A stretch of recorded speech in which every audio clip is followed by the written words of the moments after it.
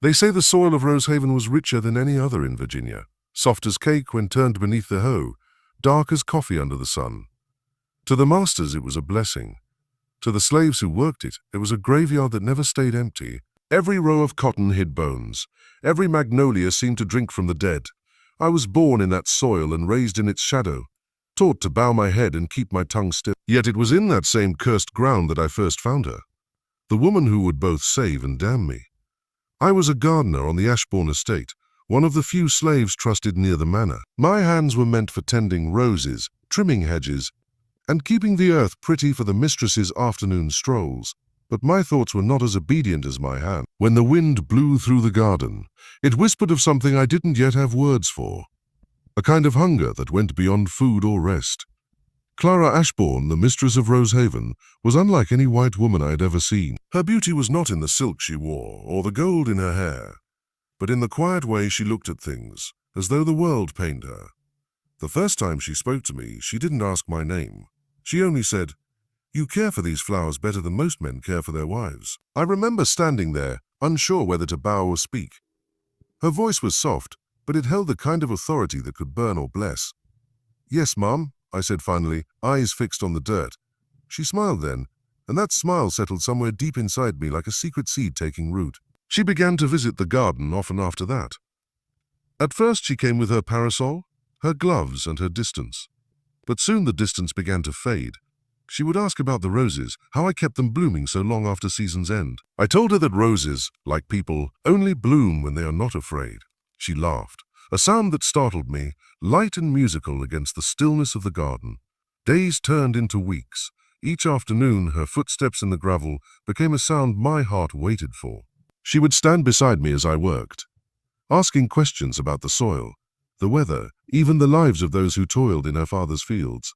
Sometimes, when she thought no one watched, she removed her gloves and brushed her fingers over the petals I had watered. "It feels alive," she whispered once. I wanted to tell her that everything alive in Rosehaven struggled to stay that way, but I bit my tongue. Word travels fast among the enslaved, and silence is often the only thing that keeps a man breathing. Old Sam, the head gardener, warned me in hushed tones. "You keep your eyes low, boy," he said one night as we finished our work. "A white woman's pity can kill faster than a whip." I told him I understood, but the truth was I didn't, or maybe I didn't want. One morning, Clara brought a book with her, a collection of poems by someone named Wordsworth. She read aloud as I pruned the rose bushes, her voice floating through the air like smoke. She stopped suddenly and asked, "Do you ever think about freedom?" The question nearly made me drop my shears. "Freedom," I echoed. She nodded. "Not just yours, but mine too." It was then I saw it, the loneliness behind her eyes. She was trapped in a gilded cage, not by chains of iron, but by the expectations of her name. Her husband, Edward Ashbourne, was often away in Richmond or Charleston, selling tobacco and buying souls. She was left behind, surrounded by mirrors and whispers. I was the only one who saw her as more than a mistress. That evening the sun dipped low and painted the world in shades of golden blood. Clara lingered by the roses as the others left. "Do you ever get tired of the silence?" she asked softly. I met her gaze for the first time, my heart hammering. "Every day, ma'am." She stepped closer, so near that the scent of lilacs and rain filled my lungs. Her fingers brushed against mine, just for a moment. But in that moment, the world tilted. We both pulled back as footsteps approached, her breath quick, her eyes wide with something between fear and fascination. From that day on, something changed between us. The air in the garden felt heavier, the colors sharper. Every look, every word carried meaning. I began to understand that we were both prisoners, she of her marriage and I of my chains, and the garden was the only place where we were free. Still, I knew what such freedom cost. I had seen men whipped for less than a look, women sold for less than a whisper. But desire has its own kind of blindness. It doesn't ask for permission. It grows wild like ivy through stone. And so I kept tending the roses. But I tended them differently now, carefully, lovingly, as if each bloom carried a secret between us. When she smiled, I could no longer tell whether it was out of kindness or temptation. All I knew was that the garden no longer belonged to Rosehaven. It belonged to us, and soon it would demand its price. The summer of 1851 came heavy with heat. The air over Rosehaven shimmered like a fever, and the magnolia trees hung low, their blossoms thick with scent. Each morning, I rose before dawn to water the gardens, the world still cool and grey. And when the sun climbed, she came. Clara Ashbourne, barefoot now without gloves, her silk hem brushing against the dew. The first time I saw her like that, she smiled and said, "It's too hot for propriety." Something in her had changed since that evening when our fingers brushed. She no longer carried the same cautious distance. When she walked the garden paths, it was as if she belonged not to Rosehaven, but to something wilder, freer. She spoke softer, yet her words cut deeper. "I dream of the sea sometimes," she said once, kneeling beside a rosebush. "Of sailing somewhere no one knows my name." "You'd laugh at that, wouldn't you?" I shook my head. "No, ma'am. I'd say the sea sounds kinder than this land." She looked at me, really looked, and for a moment the rules of the world fell away. I could see her trying to speak, but not daring to. Then she reached out and touched one of the roses I'd just pruned. "You give life to things that bleed when you touch them," she said softly. "How cruel that something so gentle as beauty should draw blood." Those words stayed with me all day. The garden became our secret language. Every day she found some excuse to come, to ask about the soil, the shade, the rain, though we both knew that wasn't why. She wanted to hear my voice, and I wanted to hear hers. Sometimes, when no one watched, she sat in the grass beside me. A white mistress and a black slave sitting under the magnolias, a sin wrapped in sunlight. We never spoke of what we were doing. Words would have made it real, and real things in Virginia came with consequences. One afternoon, she brought peaches from the kitchen, ripe and dripping with juice. She handed me one and said, "Eat." I hesitated. The master is gone," she interrupted sharply, then softened. "For weeks yet, eat." "Eat." I took the peach. It was the first time I had ever eaten something offered from a white woman's hand. It felt like crossing a line drawn by God himself. The sweetness burst over my tongue, but it was her eyes that burned me more than the sun. "Tell me your name," she said suddenly. "Your full name." I froze. Slaves had names, but not the kind that lived long. I had been called Samuel by the overseer, but my mother used to whisper another name before she died. Josiah. It wasn't written anywhere. It belonged only to me. "Josiah," I said quietly. "Josiah," she repeated, tasting it as though it were a secret prayer. "It suits you." From that day on, when she said my name, it sounded like a hymn. As weeks passed, the others began to notice. The cook, a sharp-tongued woman named Millie, would pause when Clara came near. The field hands whispered that the mistress had a fondness for the garden boy. Even old Sam began to keep his distance, muttering prayers under his breath. "You're walking a rope over hellfire," he warned me one night, "and she's walking it with you, blindfolded." I wanted to stop. I told myself each night that I would end it, that I'd avoid the garden, avoid her. But when morning came, I found myself there again, waiting. Then came the day of the magnolia rain. A storm had passed in the night, leaving the trees heavy with white blossoms. When the breeze rose, petals began to fall like snow. She arrived early without her maid, her hair loose around her shoulders. "Josiah," she whispered when she saw me. "No boy, no gardener, no sir, just Josiah." I remember how the air smelled, rain, soil, and magnolia. She walked toward me, slow, unsure, until she stood just inches away.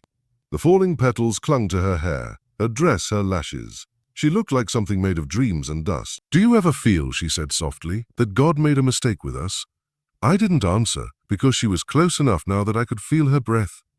Her hand lifted, trembling, and touched the side of my face.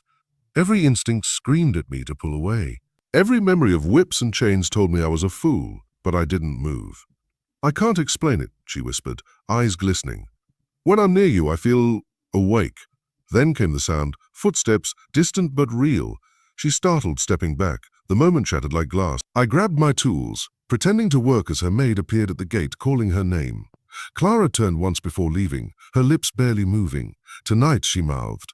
That night I didn't sleep. The garden called to me, the only place in the world where we could pretend the laws of men didn't exist. I stood beneath the magnolia tree waiting, heart pounding like thunder. The moonlight slipped through the leaves, and I saw her silhouette appear at the edge of the path. She moved slowly, silently, like a ghost afraid to be seen. When she reached me, she didn't speak. Her hands found mine, her body trembling. "If this is sin," she said, her voice breaking, "then let the angels weep," and they did. The sky opened that night. A soft rain fell as she laid her head against my chest, and for the first time in either of our lives, the world felt right. But even as I held her, I knew the same rain that washed us clean would one day wash us away. The night the heavens broke open over Rosehaven, the air smelled of thunder and guilt.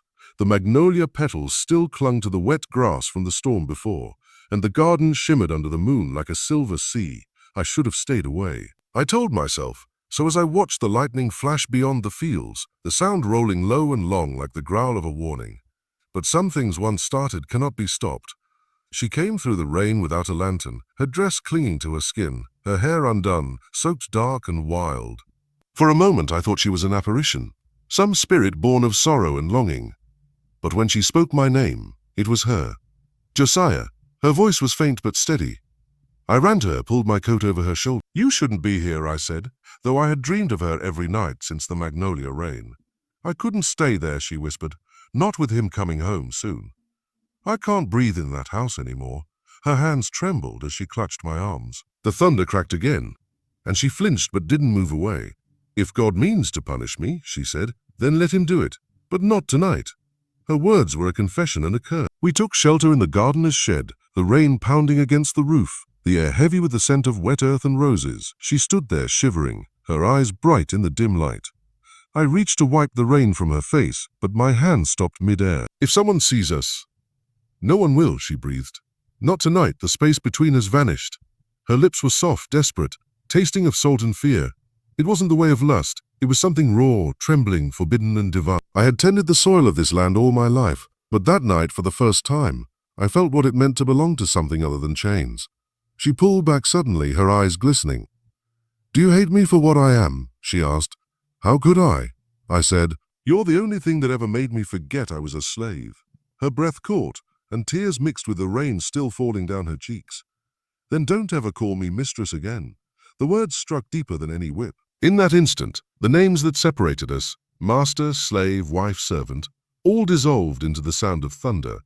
We stayed in that garden until the storm began to fade, the air turned still, the moon breaking through the clouds like an eye opening after a long sleep. She lay against me, her hand resting on my chest, feeling the beat of a heart that had no right to love her. "What will become of us?" she asked quietly. I wanted to lie, to promise her something beautiful, that we would run, that the world would forgive us, that our love would be enough. But I had seen too much of the world to believe such things. "I don't know," I said, "but for tonight we are free." She smiled then, a soft, weary smile that belonged more to sorrow than joy. "Free," she echoed, as if testing the word on her tongue. "Do you think the Lord sees us now?" "I think he's looking away," I said. When the first light of dawn crept over the horizon, we parted. She adjusted her dress, smoothed her hair, tried to erase the night from her face, but there was something in her eyes that no powder or prayer could hide.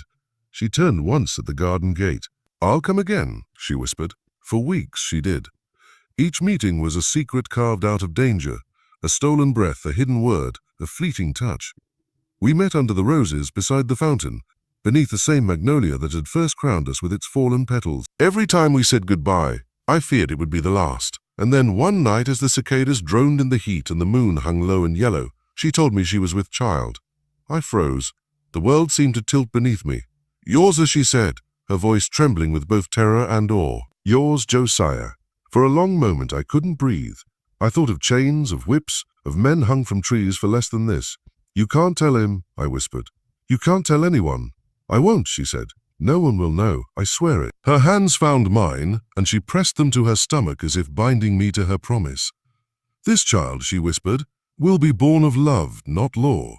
But love has never been protection in a land built on cruelty." I could already feel the shadow growing, in the glances from the servants, the whispers in the hall, the way the overseer looked at me longer than before.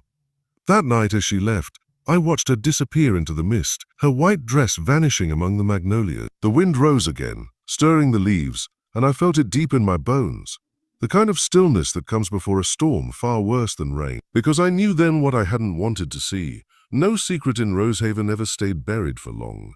And one day soon, the garden that gave us life would demand its due in blood. The months that followed passed like the slow turning of a blade. Rosehaven bloomed with its usual splendor, the magnolias heavy and fragrant, the fountains gleaming in the sun. But beneath that beauty a secret was growing, one that swelled with every passing day. She hid it as best she could. Loose gowns, early walks in the mist, late nights by candlelight when the house slept. But secrets have weight, and hers began to show in her eyes long before it did in her body. I saw her less often. She said it was safer that way. Yet every time I crossed the garden, Every time I caught the scent of roses in bloom, I thought of her and of the life we had made. The other slaves began to notice too. They were careful with their glances, their words, but in the stillness of the fields, I could feel their questions pressing on me. One night, old Mabel, who worked in the kitchen, cornered me near the stables. "She with child?" she asked quietly, her gaze sharp and knowing. I didn't answer, but my silence was enough. "Law don't protect what's born from sin," Mabel said. "You best pray she got the Lord's mercy, 'cause this world got none." I carried her warning in my chest like a brand. By late summer, she could no longer hide. She took to her room, claiming sickness. But the whispers began anyway. The master's return from Richmond was expected any day, and dread settled over me heavier than the August heat. One night, under a sky smeared with stars, she sent for me. I slipped through the hedges, past the sleeping house to her window, the same window I had watched her from so many nights before.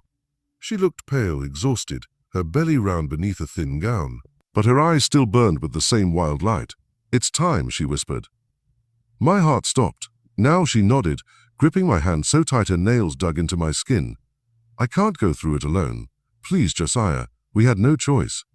The doctor was in town, and calling for him would mean ruin. So, with the help of Mabel, the only soul we dared to trust, we brought her to the small quarters behind the garden, the same shed that had once been our refuge. Hours passed like eternity. The storm outside raged again, as if the heavens themselves were trying to drown the sin being born below. The cries filled the night. "He can't ever be known as mine." She looked up at me, her face pale with exhaustion but fierce with defiance.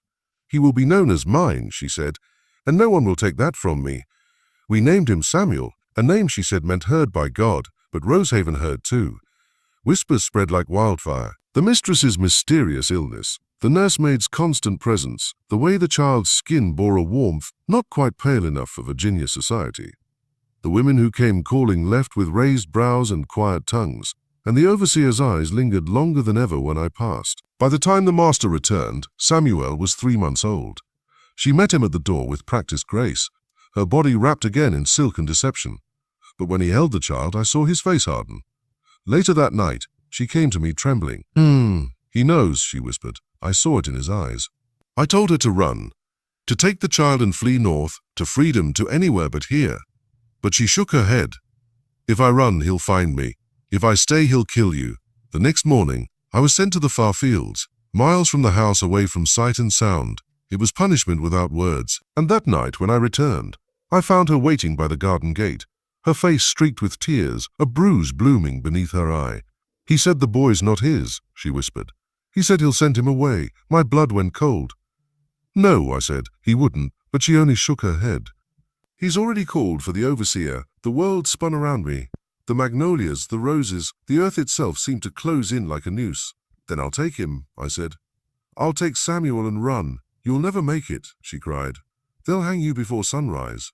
I took her face in my hands, wiping her tears. "Then let them," I said. "But he won't take our son."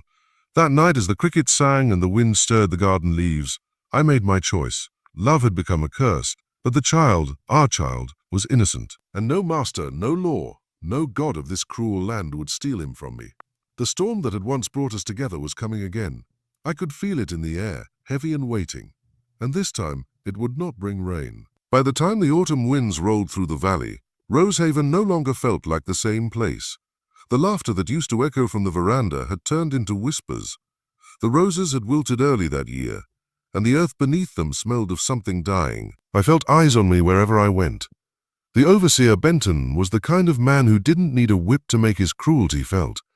His silence was worse than shouting, the slow measuring way his gaze followed you, like he was weighing your worth in lashes. I'd worked under him for nearly 5 years, but since Samuel's birth, something in his look had changed. He'd call me from the field for small, senseless tasks, cleaning the stables twice in a day, fetching water that didn't need fetching. But I knew what it was really about. He wanted to see if I'd flinch, if I'd break.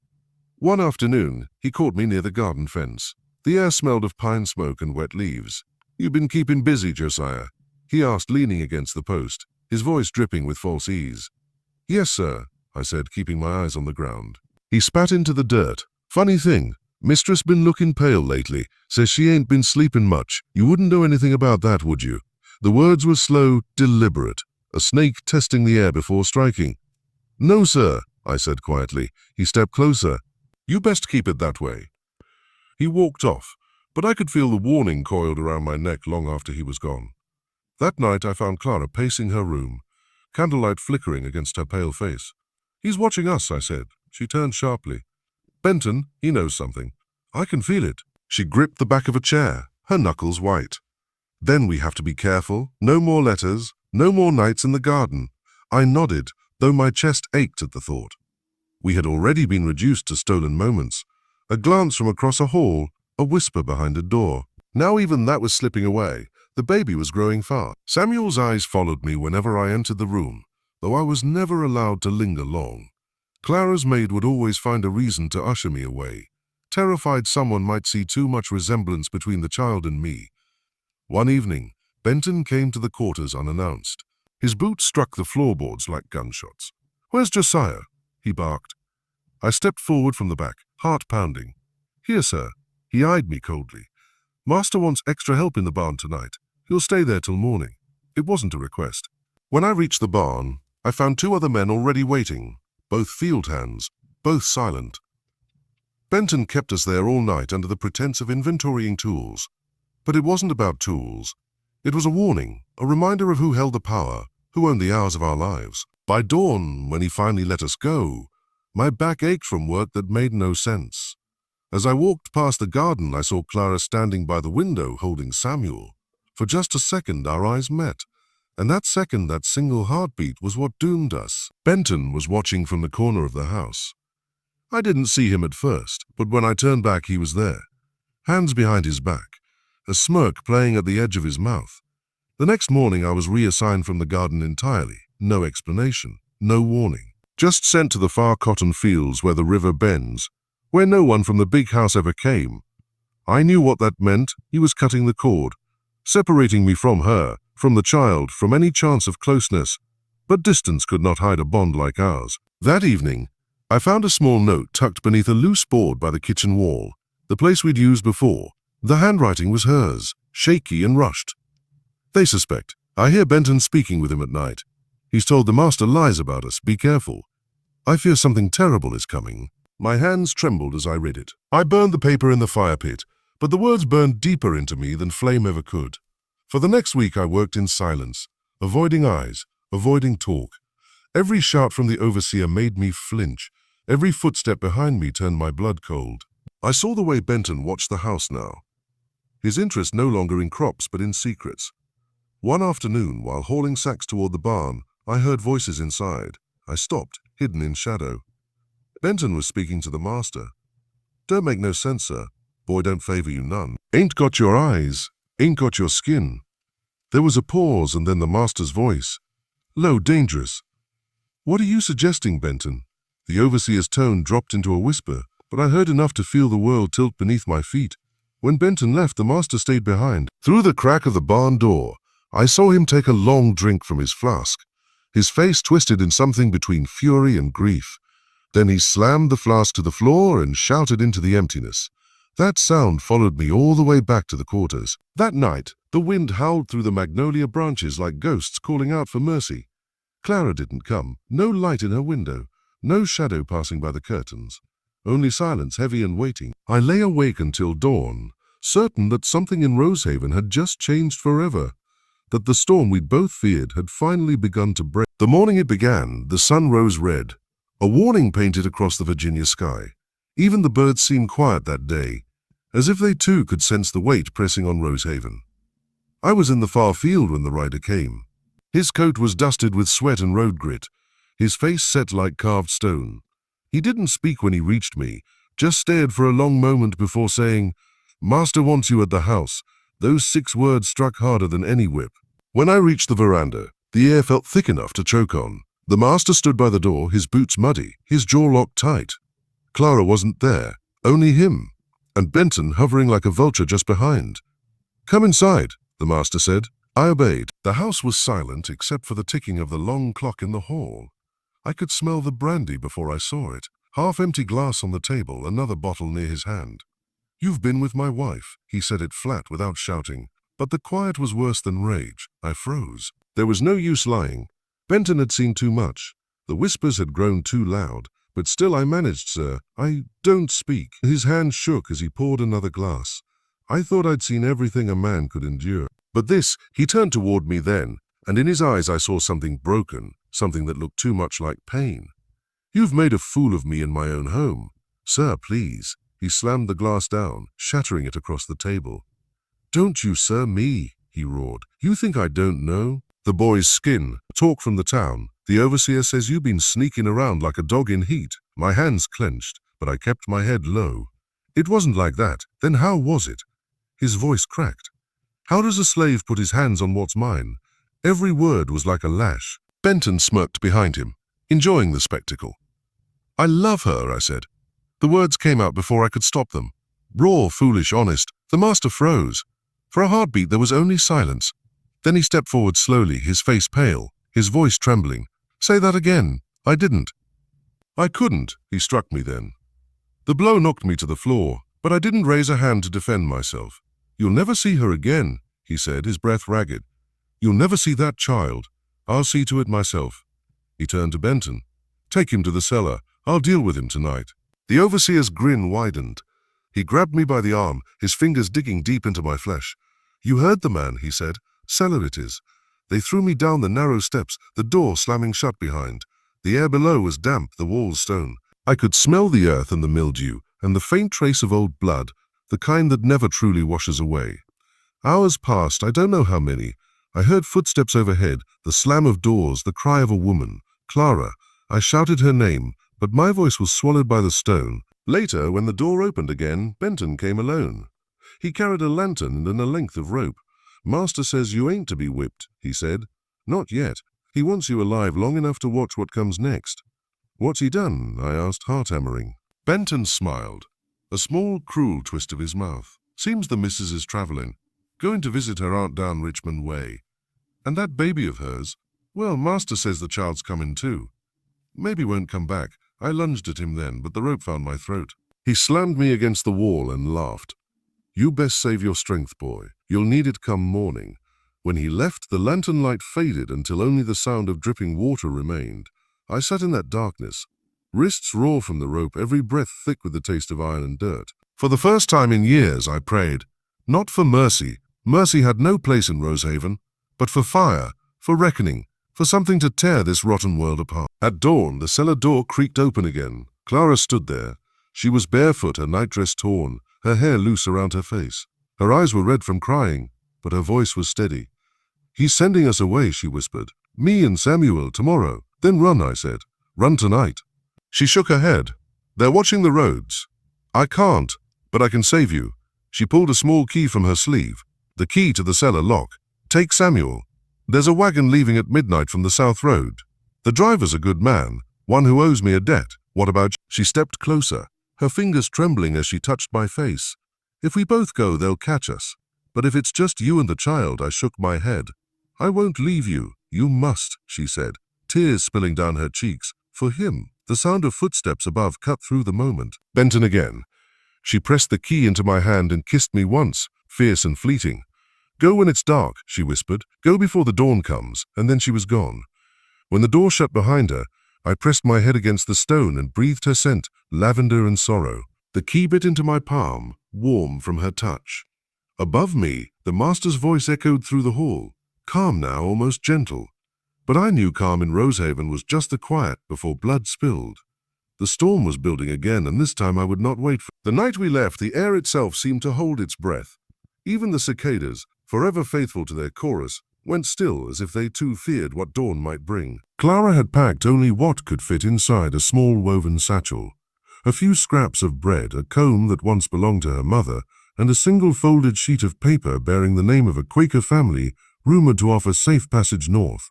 I had nothing to carry but the weight of my own fear. And yet in that fear was something bright, something like faith, though I'd forgotten the word for it long ago. Clara met me by the garden wall, where we had first spoken years ago, under the same rose arbor that had witnessed everything between us. The tenderness, the laughter, the secret life that had grown between the cracks of stone and cruelty. The roses were still blooming, pale white in the moonlight, though autumn was close enough to steal their scent. "Are you ready?" she whispered. I nodded, though I wasn't sure I was. You can never truly be ready to walk away from the only world you've ever known, even when that world has been your prison. The children were already asleep in the wagon, covered with an old quilt Clara had sewn from scraps. Each square held a story.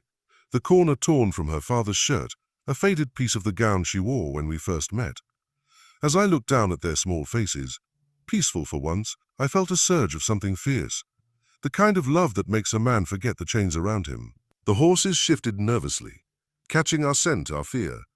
Clara stroked their necks to quiet them. The path before us wound down through the orchard, across the stream, and out past the old mill, a route I had memorized during my years of field work. Beyond that lay the main road to Winchester, and then, if God willed it, away north. We moved in silence. The wheels of the wagon rolled softly over the damp earth. Every creak of wood sounded like thunder in my ears.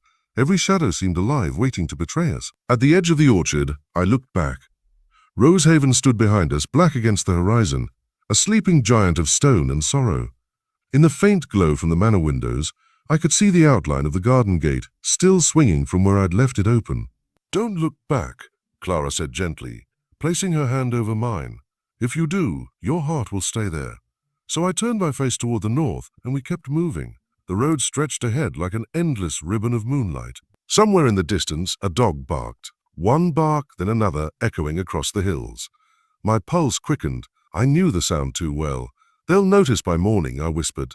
Clara's hand tightened on mine. "Then we'll be gone by morning." We passed the old mill, just as the first thin fog began to settle across the lowlands. It wrapped the trees and fences in ghostly grey. Our wagon seemed to drift through it like a dream, or perhaps a prayer. Once the wheel struck a hidden stone, jolting the children awake. The youngest began to cry, his small voice shattering the quiet. I reached for him, whispering softly until his eyes fluttered closed again. Clara brushed a tear from her cheek, though whether it was from fear or hope, I couldn't tell. Hours passed, and the night grew heavier. My arms ached, my throat burned with thirst, but I dared not stop. Every mile behind us felt like a miracle, every step closer to freedom, a defiance of everything that had held us captive. Near dawn, we reached the river. It was shallow this time of year, glinting like silver beneath the pale light. On the far bank, a narrow trail disappeared into the woods, the first true sign of escape. Clara turned to me then, her eyes full of everything we had never said aloud. "Whatever happens, Josiah," she murmured, "you keep them safe. Promise me that." I tried to speak, but my voice broke. I could only nod. We crossed the water hand in hand, the current cold around our legs. The sound of the river covered the noise of the wheels, and for a brief, impossible moment, it felt like we had already crossed into another world, one where no one owned another's breath or name. When we reached the other side, Clara looked back once, just once, at the distant roof of Rosehaven barely visible in the mist. Then she turned toward the forest, her chin lifted, her eyes bright with tears and resolve. The first light of morning touched her face, and I thought she looked like freedom itself. And so we walked on into the woods, into the unknown, hearts pounding but unbroken. By sunrise, the forest had become our only witness. The light slipped through the branches in soft golden ribbons, touching Clara's hair, catching the dew on her lashes. The children stirred quietly under the quilt, half awake and shivering. We had made it through the night, the first night, but ahead lay miles of road, rivers, and the uncertain mercy of strangers. Winchester was said to be 3 days' journey by wagon.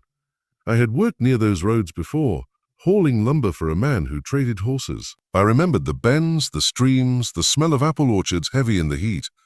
But I also remembered the patrols, men who carried rifles and questions sharper than bullets. Clara sat beside me, her hands folded in her lap, her posture calm, though I could feel the tension in her breath. "Do you think they've noticed?" she asked softly. I listened, not to her voice, but to the woods around us, the sound of a distant crow, the wind through dry leaves. "No hoofbeats, not yet." "They will," I said. "If not by now, then by noon." She nodded, her gaze fixed on the path ahead. Then we keep moving. By midday, we reached a clearing where the road split, one trail leading west toward the mountains, the other north toward Winchester. The wagon's wheel creaked as I stopped to rest the horses. The air smelled of pine and damp earth. Clara poured a little water into a tin cup for the children, her hands trembling slightly.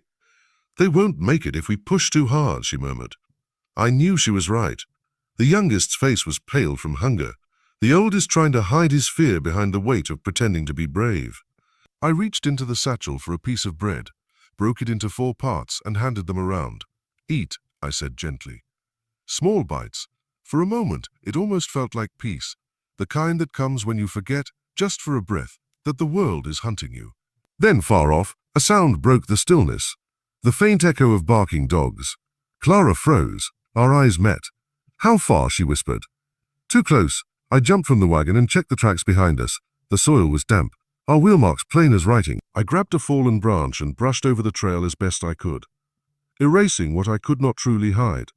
Josiah, Clara called softly. What do we do? I took a deep breath, my mind racing. We stay off the road. The woods will cover us for a while. We turned the wagon down a narrow deer path barely wide enough for the wheels. The branches whipped against our arms, but the forest swallowed us whole. The sound of the dogs grew fainter, then disappeared into the wind. Clara reached for my hand, gripping it tight. Do you think we've lost them? I think, I said slowly, that we've been given one more chance. The hours dragged by. Sunlight faded into a copper haze, and shadows lengthened across the ground. I kept glancing over my shoulder, half expecting to see riders cresting the hill. But all I saw were trees, endless watching trees. At dusk, we came upon a small cabin by the river. Smoke curled from its chimney, and an old woman sat on the porch, mending a fishing net. When she saw us, she rose slowly, her eyes narrowing. You're far from home, she said, her voice worn like gravel. Clara hesitated, her fingers tightening around mine. Please, she said, we're just passing through. The woman studied us for a long moment. The wagon, the sleeping children, the dirt and desperation in our faces. Then she nodded once. Water's in the barrel round back. Don't stay long. We did as she said. The water was cold and clean, running down our throats like mercy itself. Clara washed the children's faces while I filled the jug. When we turned to leave, the woman called out, You head north. I stopped. Her eyes softened a little. There's a bridge up yonder. Old stone one, half fallen. Take the riverbed instead, easier to hide. Thank you, I said, my voice rough. She nodded again, then turned back to her net. I saw her glance toward the road once, then at the darkening sky. God keep you, she murmured. As we left, Clara whispered, You think she knew? I think she's seen enough to know without asking, I said. The night came quickly after that. We followed the river as the stars began to appear, faint, trembling lights above the black water. Every sound seemed louder in the dark. The rush of the current, the creak of the wagon, the quiet breathing of our children. I kept my hand on the reins and my heart on the edge of breaking. Sometimes I thought I could almost hear Rosehaven calling us back. The sound of the wind through the garden, the echo of Clara's laughter before fear had claimed it. But every turn of the wheels carried us farther from that life, closer to something we dared not name, freedom. When the moon rose high above the trees, Clara leaned her head on my shoulder. Do you think we'll make it? I didn't answer right away. I looked ahead at the road unrolling into the darkness and said quietly, We already have, as long as we keep going, and so we did. By the second night, the road had turned to mud. The horses were exhausted, and so were we. The children stirred fitfully, murmuring in their sleep as the wagon groaned with every rut and stone. Clara's face was pale beneath her bonnet. The light in her eyes flickered like a dying flame. We needed rest, food, a place to hide if only until sunrise. So when we saw the faint glow of lanterns through the trees, a roadside in half hidden by vines and fog, it felt like a blessing. A dangerous one maybe, but a blessing still. I hesitated at the gate. The wooden sign above the door read The Pilgrim's Rest. Paint chipped, roof sagging, but smoke rose steady from the chimney. Somewhere inside, people laughed. Soft, distant laughter that reminded me how long it had been since we'd heard such a sound without fear. Clara touched my arm. We can't stay out here. They'll find us. I nodded. We'll stay till dawn. No longer. I left the wagon behind the stable, out of sight, and carried the youngest in my arms as we entered. The inn smelled of tallow and stew, simple comforts that almost undid me. A tall man stood behind the counter, his shirt sleeves rolled up, his beard flecked with grey. Evening, he said, eyeing us carefully. You folks travelin' far? Clara managed a tired smile. To Winchester, he grunted. Ain't much open road left at this hour. Got one room left, out back. Supper's near cold, but you're welcome to what's left. My heart lifted a little. That's more kindness than we've had in days, I said. He nodded, though his eyes didn't quite match his words. We ate in silence, sitting by the fire. The stew was thin but warm. Clara fed the children slowly, one spoonful at a time, while I watched the man behind the counter pretend not to watch us. His gaze kept drifting to the door, to the window, to the dark outside. Something in me tightened. When Clara rose to take the children to bed, I stayed behind a moment. "Sir," I said quietly, "we mean no trouble. We'll be gone by dawn." He leaned against the counter, folding his arms. "That's good to hear." But as I turned away, I heard him add, almost to himself, "Real good. I didn't sleep." I sat by the small window, watching the thin slice of moon through the clouds. The night smelled of rain and wood smoke. Every sound, a creak, a whisper, a distant hoofbeat, made my heart jump. Around midnight, the horses started to stir in the stable, a low, uneasy snort. Then the muffled crunch of boots on gravel. I looked out the window and saw two shadows moving by the gate. One carried a lantern. The other held something longer. A rifle, maybe. Clara woke to the sound of my breath catching. "Josiah, get the children," I whispered. She didn't ask why. She just moved, swift and silent, gathering what little we had. The baby whimpered once before she hushed him against her chest. Downstairs, a door opened. Voices murmured, too soft to make out, too sharp to mean safety. I grabbed the satchel, slung it over my shoulder, and eased open the window. Cold air rushed in, carrying the smell of damp earth and fear. "We'll have to jump," I said. Clara looked down at the ground, then at me. "It's a long drop, better than the alternative." We climbed out one by one. First me, then the older child, then Clara with the baby. The earth gave way under our feet as we landed, the sound muffled by rain. "Stay close," I whispered. "Don't look back." We slipped behind the stable just as the front door burst open. Light spilled across the yard. A man's voice called out, sharp and certain. "They're here." Clara froze, clutching the baby tight. I took her hand and pulled her toward the trees. The rain had begun in earnest now, drumming against the leaves, washing away tracks almost as soon as we made them. Behind us, shouts grew louder, the thud of boots, the bark of dogs. Clara stumbled once, catching herself against a root. "He sold us," she gasped. "That man, he must have—" "I know," I said through clenched teeth. We ran until the sound of pursuit began to fade. The forest swallowed us again, dark and dripping. My chest burned, my legs ached, but we didn't stop until the children were too tired to cry. Finally, we collapsed beneath an old oak, its roots rising like the bones of the earth. The rain soaked through our clothes, but it hid us too, a curtain between us and the world that hunted in the dry. Clara leaned against me, trembling. "How many times?" she whispered. "Must we be betrayed before the world lets us be?" I didn't answer. There were no words large enough for what we carried. The ache of trust broken, of kindness turned to trap. All I could do was hold her hand in the dark and listen as the storm passed slowly overhead, each drop falling like the tick of a clock that would not stop counting our borrowed hours. When the first light returned, pale and thin through the trees, the inn was gone from sight. But the memory of it, the man's eyes, the laughter we'd almost believed in, stayed with me long after. And I knew then that freedom, if it ever came, would not come through mercy, only through endurance. The morning after the storm, the forest was hushed as a churchyard. The rain had washed the air clean, leaving only the scent of wet earth and pine. Mist clung to the ground like a veil, and the children slept beneath it, their small bodies curled together beneath the damp quilt. Clara sat beside them, her face drawn but calm, her fingers brushing the curls from the baby's forehead. And when she looked up at me, there was no fear in her eyes now, only a tired, shining resolve. "We can't keep running blind," she said quietly. "We need someone who knows where to go." I nodded. "The paper, the one you kept from your mother's trunk, the name on it." She reached into her satchel, pulling out the folded sheet, edges softened by years of keeping. The ink was faint, but I could still make out the words. "Samuel Carter, Mill Creek Meeting, Virginia." I remembered the stories whispered among the fields, of people who offered bread and rest to runaways, who hid them in wagons beneath sacks of flour, and carried them toward a country where chains had no power. They called it the Quaker's Road. "Do you think he's real?" Clara asked. I said slowly. "We've got no choice but to believe he is." By noon we had set out again, following the river north. The path was narrow and overgrown, and every step sent birds scattering through the branches. But there was light, too. The kind of light that breaks through clouds after a long night, the kind that feels like forgiveness. Hours passed in silence until, just as the sun began to dip behind the hills, we saw smoke rising from a small white farmhouse. A single horse stood tethered out front, and an old man in a broad-brimmed hat was stacking wood beside the porch. Clara slowed the wagon, her hands trembling on the reins. What if it's another trap? Then we'll know soon enough, I said, though my own heart was hammering like a drum. As we approached, the man straightened, squinting into the light. His face was lined and weathered, his beard silver, but his eyes, calm, steady, the color of deep water, held no malice. Evening, he said, you look weary from travel. Clara swallowed hard.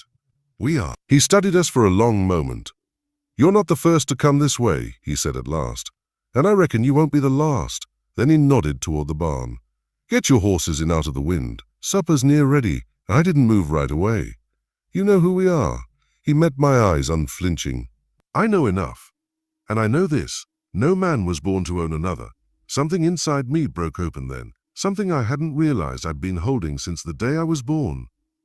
Inside the farmhouse, warmth met us like an embrace. The air smelled of cornmeal and wood smoke. A woman stood by the hearth, stirring a pot, her hair pulled back in a grey braid. When she saw us, she smiled gently. Samuel said there were travelers, she said. We've room enough. She led Clara and the children to wash, pressing clean towels into their hands. I stood by the fire, the heat seeping through my bones, watching the flames dance. For the first time in what felt like forever, I wasn't afraid of their light. When we sat to eat, Samuel bowed his head. We thank thee, Lord, for bread and for the safe passage of those who seek thy peace. His voice was quiet, but it filled the room. After supper, he led me outside to the porch. The night was clear, stars bright as silver pins across the sky. You'll rest here tonight, he said. Tomorrow a wagon passes through bound for Pennsylvania. A friend drives it. You'll ride hidden under the tarps. By week's end, you'll be over the line. I gripped the railing, hardly daring to breathe. You'd risk your life for us, he smiled faintly. It's no risk to do what's right. The only risk is to look away. We stood there for a long while, the silence between us filled with crickets and the soft hum of night. I thought of all the faces we'd seen since Rosehaven, kind, cruel, fearful, false, and realized that mercy was a language most men had forgotten. But here, in this small farmhouse with its creaking porch and candlelit windows, it spoke again. When I returned inside, Clara was already lying beside the children, their heads resting against her arm. She looked up as I entered, her eyes glistening in the lamplight. Is it true? She whispered. There's a way north? There is, I said, kneeling beside her. We leave at dawn. For a long time, neither of us spoke. The house was quiet except for the soft crackle of the fire. I could hear the slow, steady breathing of our children, the faint whistle of wind through the eaves. And then for the first time in my life, I prayed. Not for escape, not for vengeance, just for morning. When sleep finally came, it was deep and dreamless. Outside, the stars kept watch, silent, patient, unblinking. The same stars that had watched me from the fields of Rosehaven now burned above a different sky, one that no longer felt impossible. Dawn came quietly, with a grey mist hanging over the fields like a held breath. The air smelled of damp soil and new beginnings. I stood by the barn, tightening the reins on the borrowed wagon, while Samuel Carter loaded the barrels of flour that would serve as our disguise. Inside the house, Clara dressed the children, whispering to them to stay still, stay quiet, stay brave. Every sound, the rustle of fabric, the creak of the floorboards, seemed sacred now, part of a rhythm that led only forward. Samuel stepped beside me, his old hat low against the pale light. You'll ride with friend Thomas, he said. He makes this journey twice a month, carrying goods north. When you reach the river, he'll signal you. You'll need to cross before the patrols come by. I swallowed hard, and if they do, he looked at me steadily. Then you remember what you've already survived. Fear is no match for that. I could not find words strong enough to thank him, so I only clasped his hand, a rough, honest hand, and hoped he could feel what I could not say. When Clara stepped out of the farmhouse holding the children close, Samuel's wife pressed a small cloth bundle into her palms. Biscuits, she said softly, and a psalm. Clara's lips trembled as she whispered, God bless you. We climbed into the wagon, hidden beneath the barrels, our bodies pressed close in the narrow dark. I could smell the flour, dry and sharp, and hear the creak of the wheels as they began to turn. Every jolt of the road sent dust falling like snow through the cracks above us. Outside, Thomas's calm voice carried over the horses' hooves as he greeted passers-by, spoke of weather, of crops, of nothing at all. His words wove a veil of ordinary sound that hid us beneath its folds. The hours passed slowly. The air grew thick and stifling, but I didn't move. I couldn't. Every mile felt like an act of faith, not in the world as it was, but in the world as it could be. At midday, the wagon stopped. I heard muffled voices, the sharp bark of a question, the heavy clink of metal. My blood turned to ice. Thomas answered in his slow, measured tone. Just flour, bound for market, a pause. Then boots on wood, a barrel shifting above our heads. I held my breath until my lungs burned. Clara's hand found mine in the dark, her fingers trembling. Then at last the boots receded. The wagon lurched forward again. When the danger passed, Clara exhaled, silent tears streaking the flour dust on her face. I pressed my forehead against hers, feeling the heartbeat that had carried us through every storm. By late afternoon, the smell of river water reached us, cold, metallic, alive. Thomas slowed the horses. "This is where we part ways," he said quietly. "Follow the path down to the bank. There'll be a flatboat waiting. You'll know it by the lantern." He hesitated, then added, "Freedom's on the far shore, but it's a long walk yet. Don't lose heart now." We climbed from the wagon, blinking against the light. The sky had turned to pewter, clouds heavy with rain. The children clung to Clara's skirts as we made our way down the muddy slope. The river was wide and slow-moving, its surface silver and unbroken. Somewhere beyond that water lay Pennsylvania, and the first breath of a life no one could own. A lantern flickered on the far bank. "That's them," I whispered. Clara's eyes filled with tears. "It looks so close," she said. "It is," I told her, "but close don't mean easy." We waited until the signal came again. One flicker, then two. Then we stepped into the shallow boat, the wood rocking beneath our feet. The ferryman, a quiet man with kind eyes, nodded once before pushing off. The current caught us immediately. The oar dipped soundlessly into the dark water, each stroke steady, careful. I kept one arm around Clara and the children, watching the mist close behind us like a curtain. Halfway across, rain began to fall.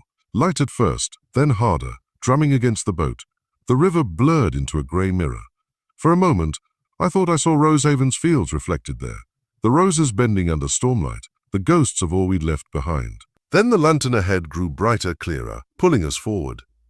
When the boat scraped against the far shore, the ferryman reached out his hand to help us. "Welcome," he said simply.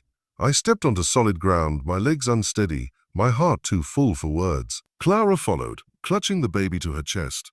The children looked around as though they had stepped into a dream. The same world, yet somehow entirely new. We stood there in the rain, letting it wash the dust from our faces, the fear from our skin. And for the first time I realized what freedom truly sounded like. Not a shout, not a song, but the quiet rush of a river, carrying us into the unknown. When I turned to Clara, she was smiling through tears. "We made it," she whispered. "Not yet," I said softly, "but we're finally on the right side of the water." We reached the town of Harrisburg by the next evening, walking beneath the low-hanging clouds with nothing but our names and our will to keep moving. Every step felt lighter, though the road was long. Freedom was not a single place. It was 1,000 small moments stitched together by faith. A kind woman named Mrs. Delaney took us in that night. She was part of the Quaker network Samuel had written to ahead of time. Her home smelled of warm bread and soap, her walls lined with books and simple painting. She opened her door without hesitation, as though she had been waiting her whole life for our knock. "You're safe now," she said quietly, guiding us toward the hearth.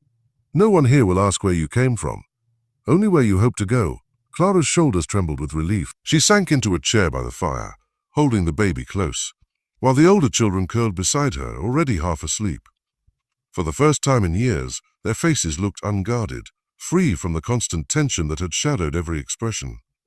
Mrs. Delaney gave me a warm cloth to wash with. "You have the look of a man who's carried too much for too long," she said gently. I smiled faintly. "I suppose I have." When she asked for our names, I hesitated. The name Josiah had belonged to a man enslaved. It had been spoken by owners, overseers, and clerks who tallied my worth in coin. It carried too much of Rosehaven's dust. "Call me Joseph Carter," I said finally, borrowing the surname of the man who had risked his life to free us. "And this is my wife, Clara Carter." The words tasted strange, new, but good. They were ours, unbranded and unbroken. We stayed with Mrs. Delaney for several weeks, helping with chores, repairing her fences, learning the ways of the free North. At night I sat by the window, watching the wind move through the fields, wild, untamed, never bound by walls or masters. I could feel something uncoiling inside me, something I had not dared to name: peace. Clara began to laugh again, softly at first, then freely. She started tending to a small garden behind the house, planting herbs and lilies. One morning, I found her there humming to herself as the children chased each other through the rows.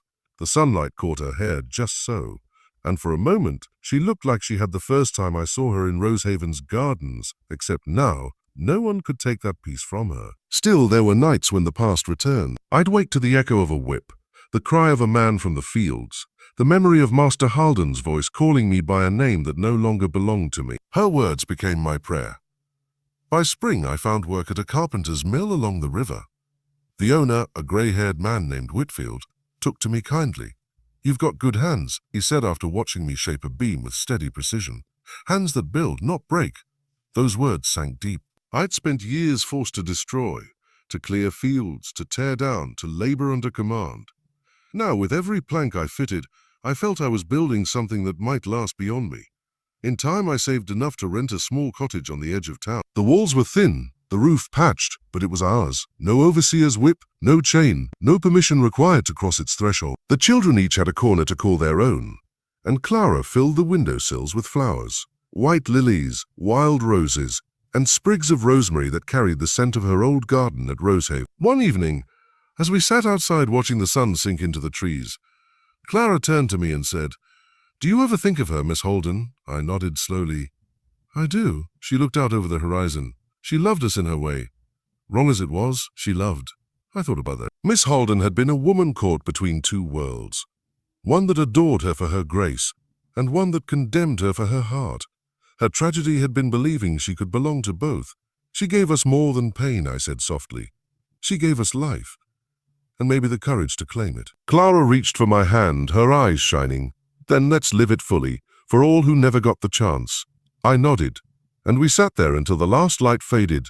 Two souls once bound by chains, now bound only by choice. Years later, when I built our home's front gate, I carved something into the wood. Just one word. Sometimes travelers passing by would ask about the name, and I'd tell them it was once a place where love was forbidden. Now it's a place where love grows wild. And when I walked through the garden Clara kept, rows of lilies and climbing roses, I could almost hear the laughter of those who'd gone before us, carried on the wind like a hymn. Freedom, I realized, wasn't a single act of escape. It was waking each day with the right to love, to build, to hope, and to never bow again. The past would always whisper, but the morning would always answer louder, and in that truth we lived.